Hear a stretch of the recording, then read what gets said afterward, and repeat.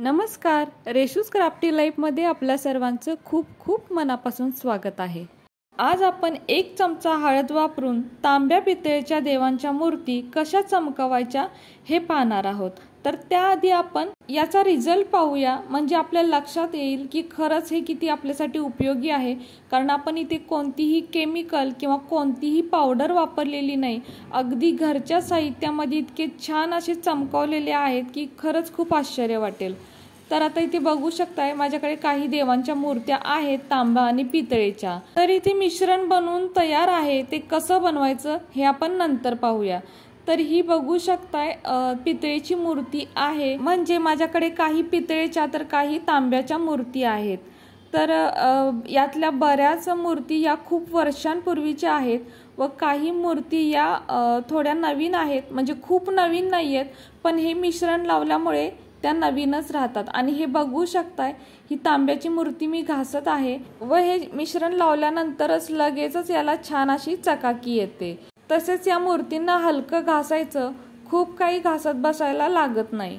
म्हणजे मूर्ती अगदी खूपच काळपट पडलेल्या असतील तर तांब्याच्या मूर्ती या पटकन निघतात, त्यांना वेळ लागत नाही, पण पितळेच्या मूर्तींना मात्र वेळ लागतो। तर अशा वेळेला काय करायचं, हे मिश्रण लावून पितळेच्या मूर्तींना 5 ते 10 मिनिटं ठेवायचं व त्यानंतर अगदी हलक्या हाताने घासून स्वच्छ पाण्याने धुवून घ्यायचं। तर आता एक पितळेची मूर्ती इथे घासलेली आहे। त्यानंतर ही घंटी पहा, पितळेचीच आहे, ही सुद्धा खूप काळपट पडलेली आहे। या मिश्रणाने आपण हलक्या हाताने घासून घेऊयात।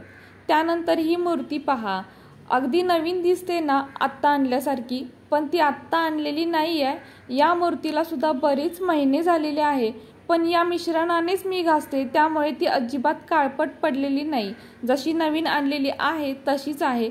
हे मिश्रण लावल्यानंतर त्याला अजून छान चकाकी येते। फक्त काय करायचं, अधूनमधून हे मिश्रण असं घ्यायचं व अगदी हलक्या हाताने या तांब्या पितळेच्या मूर्ती घासायच्या। फक्त इथं एकच काम करायचं, ज्या वेळेला या मिश्रणाने आपण मूर्ती घासायला घेऊ त्यावेळेला सर्वात आधी पितळेच्या मूर्ती घासायच्या आणि त्यानंतरच तांब्याच्या मूर्ती घासायच्या। जर तांब्याच्या मूर्ती आधी घासल्या तर काय होतं, यावरती लगेचच डाग पडतात, त्यामुळे तांब्याच्या मूर्ती घासल्या लगेचच त्या धुवाव्या लागतात। म्हणूनच आधी पितळेच्या मूर्ती घासून ठेवायच्या, याचा खूप फायदा होतो पितळेच्या मूर्तींना, आणि त्यानंतर तांब्याच्या मूर्ती घासायच्या। तर बघू शकताय हे मिश्रण लावल्यानंतर ही मूर्ती सुद्धा अजून छानच चकाकत आहे। आता सर्वात शेवटी माझ्याकडे ही तांब्याची मूर्ती आहे, ती घासूया। रिझल्ट अगदी आता तुमच्या समोरच दिसेल। तर हे पहा, मिश्रण लावल्या याला लगेचच रिझल्ट दिसून येतो। तर बघू शकताय लगेचच ही चकाकायला लागते, म्हणजे तांब्याच्या मूर्तीवरती याचा रिझल्ट अगदी पटकन दिसून येतो। तर मगाशी जसं सांगितलं की आधी पितळेच्या मूर्ती घासायच्या आणि नंतरच तांब्याच्या मूर्ती घासायच्या, यामुळे काय होतं, सर्व देव आपल्याला एकदम धुता येतात। नाहीतर आधी तांब्याची मूर्ती जर घासली असती तर ती लगेचच धुवून घ्यावी लागते आणि त्याच्यानंतर मग पितळेच्या मूर्ती घासाव्या लागतात। तर असं होऊ नये म्हणून आधी पितळेच्या मूर्ती घासायच्या आणि नंतरच तांब्याच्या। आता इथे सर्व देवांच्या मूर्ती घासून झालेल्या आहेत, तर आता ही स्वच्छ पाण्याने आपण धुवून घेऊयात। आणि हे मिश्रण बघू शकताय, अगदी पूर्ण मिश्रण इथे संपलेलं आहे, म्हणजे हे प्रमाण अगदी बरोबर झालेलं आहे। आता हे स्वच्छ धुवून घेऊयात। तर बघू शकताय स्वच्छ पाण्याने इथे मी धुवून आणलेल्या आहेत आणि किती छान चकाकत आहेत।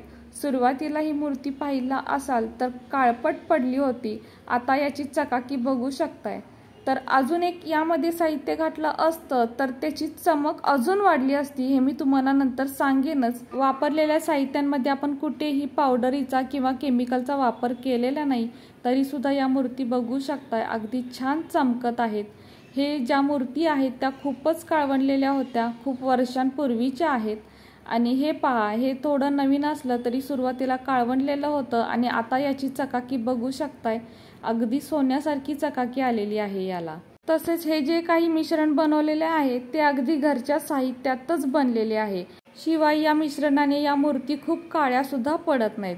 आता हे बघू शकता, हे दोन्ही तांब्याचं भांड आणि मूर्ती सुरुवातीला खूपच काळे पडले होते आणि आता अगदी छान चकाकत आहेत ना, मला कमेंट करून आवर्जून कळवा। आता यानंतर आपण हे मिश्रण कसं बनवायचं हे पाहूयात।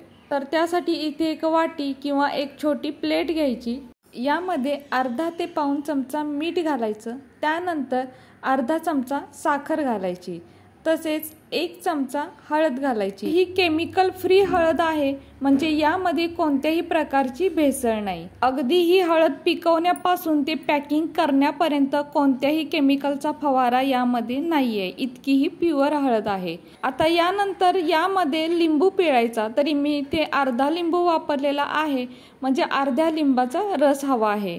तर हे मिश्रण आपले जितक्या मूर्ती आहेत त्या प्रमाणात आपल्याला बनवावं लागेल। तर माझ्याकडे अगदी थोड्याच मूर्ती आहेत, त्यासाठी मी इथे कमी हे मिश्रण बनवलेलं आहे। तसेच यामध्ये थोडंसं आमचूर पावडर किंवा दही घालायचं, त्यामुळे याचा रिझल्ट तुम्हाला अजूनच छान दिसेल। पण आता माझ्याकडे ते अवेलेबल नाहीये, त्यामुळे मी इतकंच साहित्य वापरलेलं आहे। आता ही लिंबाची साल आपल्याला टाकून द्यायची नाही, मगाशी तुम्ही पाहिलं असालच की ती आपल्याला नंतर वापरायची आहे। तर आता हे सर्व साहित्य चमच्याने चांगलं मिक्स करून घ्यायचं। तर अगदी घरातीलच साहित्य आहे, मीठ, साखर, हळद आणि लिंबू। तर मीठ आणि लिंबू हे मूर्तींना साफ करतं, तर घातलेली साखर यामुळे मूर्तींना चांगली चमक येते, व जी आपण हळद वापरलेली आहे यामुळे मूर्ती अजून जास्त चमकतात। म्हणून हळदीचा वापर इथे अवश्य करा, त्यामुळे अगदी छान रिझल्ट मिळतो। तर त्यानंतर काय करायचं, ही लिंबाची साल यामध्ये अशी डीप करायची, म्हणजे बुडवायची, आणि याने आपल्याला या सर्व मूर्ती अगदी छान स्वच्छ करून घ्यायच्या आहेत। तर बघू शकताय इथे या मूर्ती अगदी किती छान स्वच्छ झालेल्या आहेत। तुमच्या समोरच या मूर्ती घासून स्वच्छ धुवून घेतलेल्या आहेत। तर कसा वाटला तुम्हाला आजचा व्हिडिओ जर तुम्हाला थोडा जरी कामाचा वाटत असेल तर आपल्या माणसांसोबत नक्कीच शेअर करा। आणि हो, व्हिडिओ जर तुम्हाला थोडा जरी आवडला असेल तर प्लीज आपल्या व्हिडिओला एक लाईक नक्कीच करा। नवीन असाल तर चॅनलला सबस्क्राईब करा, सोबत बेल आयकॉन प्रेस करा, म्हणजेच मी बनवलेले असेच नवनवीन व्हिडिओ सर्वात आधी तुम्हाला मिळतील।